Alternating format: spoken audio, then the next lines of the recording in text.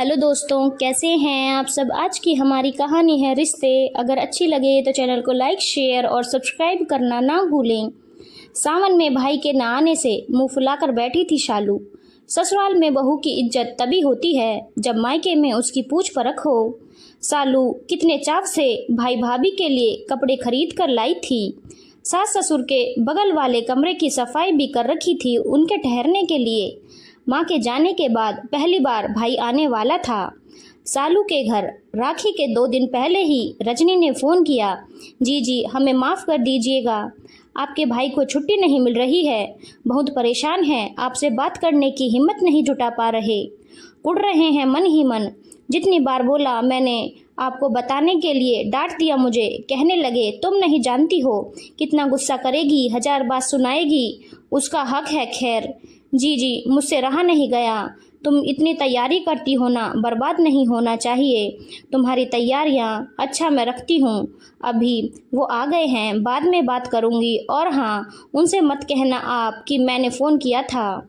एक बात कहूँ जी, आप राखी वाले दिन फ़ोन कर लेना, इनका जी हल्का हो जाएगा। वाह, राखी में खुद भाई बड़ी बहन के घर नहीं आ रहा है और बात मैं करूँ, बड़ी बहन हूँ, माँ जैसा स्नेह करती हूँ, झुकूं मैं ही। वाह ये अच्छा है। बड़बड़ाते हुए सालू ने रजनी से इतना ही कहा। हाँ ठीक है रजनी, कर लूँगी। फ़ोन रखकर बहुत रोई शालू। जब तक माँ थी हर त्योहार में भाई को भेज देती या उसे लिवा ले जाती थी। जब से माँ नहीं रही भाई भी अपनी जिम्मेदारियों से मुँह चुराने लगा है। पत्नी को तो पिछले हफ्ते ही मायके लेकर गया था, तब छुट्टी मिल जाती है, मैं क्या समझती नहीं। ठीक है, जब उसे लगाव नहीं दीदी से मिलने का तो मैं क्यों मुंह उठाकर जाऊं। नहीं जाऊंगी अब कभी। घर में शालू का चेहरा देखकर सभी समझ गए थे कि भाई नहीं आ रहा है। पति मनोज ने भी ताना दिया तो साले साहब को नहीं मिल रही फुर्सत यहाँ आने की। हाँ भाई, अब बीवी आ गई है, सास है नहीं, नचा रही है अपने इशारों पर। तुम्हारा भाई है भी ऐसा ही। सालू ने घूर कर देखा, पति तो शांत हो गए। अपने घर की सारी जिम्मेदारी तो शालू निभाती है, सास ससुर की देखभाल, बच्चों की पढ़ाई, पति की नौकरी, नाश्ता बनाकर खुद स्कूल जाती है पढ़ाने, ननदों को बुलाकर त्योहार में उचित नेक देना नहीं भूलती वह। शाम को ही पति से कहा, सुनो जी, अवनी और आरोही के घर जाना है आपको राखी में, मैं नहीं जा पाऊंगी। माँ पापा के पास एक को तो रहना पड़ेगा। दामादों और उनके माता पिता, नंदों, सभी के लिए कपड़े मिठाई लाकर रखी हूँ। अपने भाई के लिए भी जो लाई थी लेते जाना, भांजे भांजियों के हाथ में अलग से देना, लिफाफे के साथ मिठाई। चलो अपनी पैकिंग शुरू करो अब जल्दी। शालू का निर्मल मन देखकर सास भाव विभोर हो उठी। शालू, कितना बड़ा मन है तुम्हारा, खुद राखी नहीं बांध पाओगी इस बार, पर मेरी बेटियों की राखी खाली नहीं रखोगी। तुम खूब सुखी रहो बेटा, तुम्हारा मन ऐसे ही निर्मल रहे सदा। शालू अपने आंसू दिखाकर कमजोर नहीं लगना चाहती थी। जल्दी जल्दी से सारी तैयारियां करके पति को स्टेशन भेजा। दोनों ननद एक ही शहर में रहती थी, दोनों राखी बांध पाएंगी अपने भाई को। भाभीियों का भी कितना बड़ा दायित्व होता है अपनी ननद के मन की मुराद पूरी करवाने का।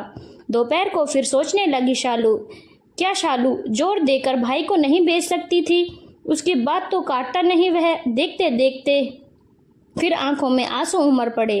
किससे कहे कि मन कितना बेचैन है।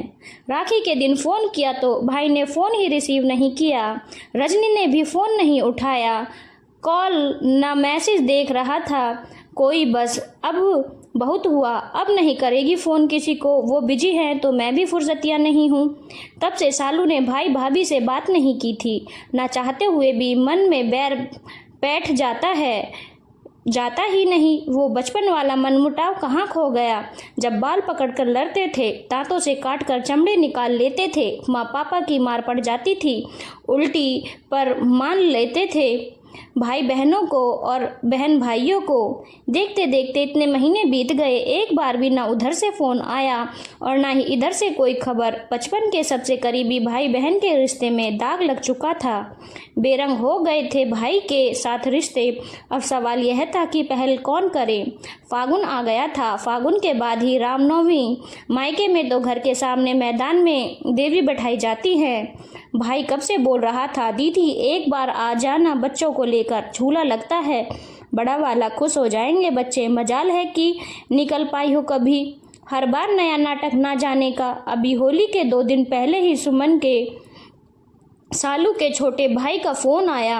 वह दूसरे देश में रहता है। फ़ोन पर बताया उसने कि बड़े दादा की तबीयत बहुत ख़राब चल रही थी जुलाई से, तब से ड्यूटी नहीं जा पा रहा। तुझे बताने को मना किया था, कहीं तो उसे खींचकर अपने यहाँ ना ले जाए। ट्रीटमेंट कराएगी, महीनों रखना पड़ेगा। तेरे सास ससुर को कितनी दिक्कत हो जाएगी। यही सोचकर उसने नहीं बताया कि तेरे लिए दोहरी जिम्मेदारी हो जाती। छोटे भाई की बात सुनकर शालू की आंखों से पश्चाताप के आंसू निकलने लगे। कैसे आता भाई राखी में, जब कमाई ही नहीं थी तो कहाँ से खरीदता घर के लिए कपड़े, अच्छी क्वालिटी की मिठाइयाँ, लिफाफा। उसकी मजबूरी की तरफ एक बार भी दिमाग क्यों नहीं गया शालू का। बहन के ससुराल खाली हाथ भी तो ना आ सकता। नहीं, इतने दिनों से भाग रही थी अपने रिश्ते से। जब भाई को मेरी सबसे ज़्यादा ज़रूरत रही होगी तभी मैं नहीं थी उसके पास। हम लड़कियों के मन में भी ना एक समय के बाद अपने सगे संबंधियों के लिए ही बैर आ जाता है। उपहारों की कसौटी पर हम खुद रिश्तों को तोलने लगे हैं। अब तभी फ़ोन की घंटी बजती है। हैप्पी होली जीजी, प्रणाम लीजिएगा। रजनी की आवाज़ थी, सहज और स्वाभाविक। सालू ने हैप्पी होली कहा। रजनी फिर बोली, जीजी ये भी खड़े हैं पास में बोलने के लिए। सालू ने बेमन से कहा, हाँ उसे भी कह देना हैप्पी होली। सालू, इस बार भी रामनवमी का मेला लग रहा है सामने के मैदान में। रजनी भी दंग थी कि भाई के बारे में ना जानकर मेले की जानकारी ले रही है जीजी। पति से कहा भी कि जीजी तो आ नहीं पाती यहाँ, मेले में से कुछ खरीद लूँगी उनसे पूछकर, शायद उनका मन कर रहा होगा। मयंक, सालू का भाई ने हंसकर कहा, तुम नहीं समझोगी जीजी को, वो आ रही हैं मेले में। मेरी बीमारी की बात ज़रूर पता चली होगी तो वो कैसे भी करके किसी न किसी की नहीं सुनेंगी। ऐसे ही है, बाहर से सख्त नारियल जैसी और अंदर से मलाई। रजनी भी खुशी में रो पड़ी। सालू के जाने की तैयारियां अब सास कर रही थी। भाई भाभी के लिए मिठाई, कपड़े पैक कर बोली सालू से, कुछ पैसे कौड़ी ज़्यादा रखना तुम, ऐन वक्त पर होता नहीं तुम्हारे पास। तुम्हारे डर से उन लोग दे देते होंगे। वहाँ की जैसी परिस्थिति हो उस हिसाब से तुम रह कर आओ, मैं संभाल लूँगी अपने बेटे को। ट्रेन में बैठकर सालू ने अपने मन में से बैर का सारा पाप आंखों में से बहा दिया।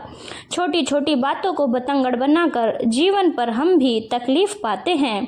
जब तक मन की गांठ नहीं खुलेगी भाई बहन का रिश्ता बेरंग ही रह जाएगा। अब तो इसमें नया रंग भरने का समय आ गया है। होली के बाद जा रही हूँ पर अपने मन में प्रेम और परवाह का गुलाल लेकर जा रही हूँ। दूरियों को मिटाने का काम यही प्रेम और परवाह की गुलाल करेगी। अरे स्टेशन भी आ गया। भाई खड़ा हुआ था। रामनवमी का मेला स्टेशन से दिख रहा था। नीचे उतरी तो सूटकेस भाई ने ही पकड़ा। सालू ने पूछने की कोशिश की, एक बार की रजनी नहीं आई पर चुप रही। सामान देखकर जैसे ही पलटी, हैप्पी होली जीजी कहकर रजनी ने चेहरा अबीर से लाल कर दिया।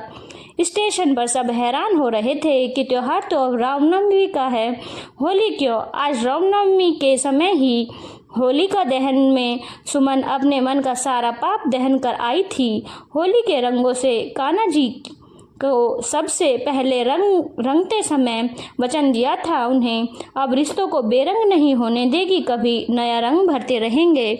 धन्यवाद दोस्तों। अगर आपको